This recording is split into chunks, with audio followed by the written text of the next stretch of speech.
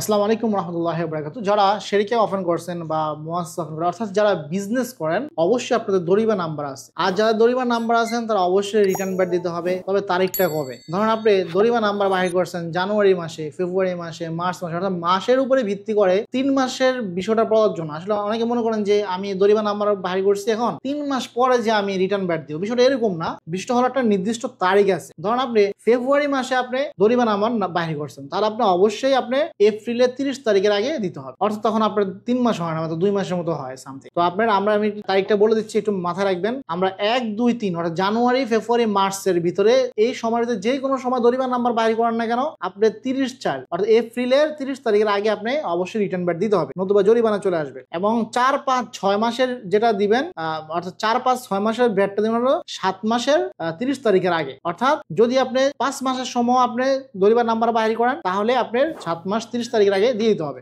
অর্থাৎ এটা খেয়াল রাখতে হবে, আমি যে তারিখটা বলতেছি, একবার যদি আপনি 3 মাসেরটা ক্লিয়ার করে নিতে পারেন তাহলে পরবর্তীগুলো অটোমেটিকলি সিস্টেম বাই চলে আসবে। এখন কথা হলো, অনেকে যদি আপনারা 5 মাস দেন না, 6 মাস দেন, তাহলে অবশ্যই একটা জরিমানা আসবে মাঝখান দিয়ে। তার পরবর্তী আসতে ওটা ওই সময় ক্লিয়ার করে নিতে পারলে পরবর্তীতে আপনারা ধাপে ধাপে দিবেন, ঠিক আছে। 7, 8, 9 দিবেন হলো 10 মাসের সময়, 10, 30, 10-এর আগে দিতে হবে। 10, 11, 12 অর্থাৎ অক্টোবর, নভেম্বর, ডিসেম্বরেরটা দিবেন হলো জানুয়ারির 31 তারিখের আগে। এই যে ডেটটা আর কি আমরা আপনাদেরকে প্রয়োজনে আমাদেরকে যারা কাজ করতে চান আমরা লিখে দিব আপনাদেরকে। যাদের মুআসসাসা আছে, শেরিকা আছে, যারা বিজনেস করেন, যারা দরিবা নাম্বার বাহির করছেন অবশ্যই রিটার্ন দিতে হবে। কারণ আপনি রিটার্ন ব্যাটের উপরে আপনি যখন বছর শেষে অডিট রিপোর্ট করতে যাবেন তখন এটা আপনার কাজে দিবে। প্রিয় ভাই, রিটার্ন না দিলে জরিমানা আসে, আপনারা জানেন। অতএব প্রত্যেকটা শেরিকার, প্রত্যেকটা মুআসসাসার যারা বিজনেস করেন, যাদের দরিবা নাম্বার উঠানো আছে, তারা অবশ্যই রিটার্ন ব্যাট সাবমিট করতে হবে। আর আমরা রিটার্ন ব্যাটের যেহেতু কাজ করি সেজন্য আমাদের সাথে যোগাযোগ করতে পারেন। ইনশাআল্লাহ আপনার ব্যবসার ভারসাম্যতা বজায় রেখে আমরা রিটার্ন সাবমিট করার চেষ্টা করব।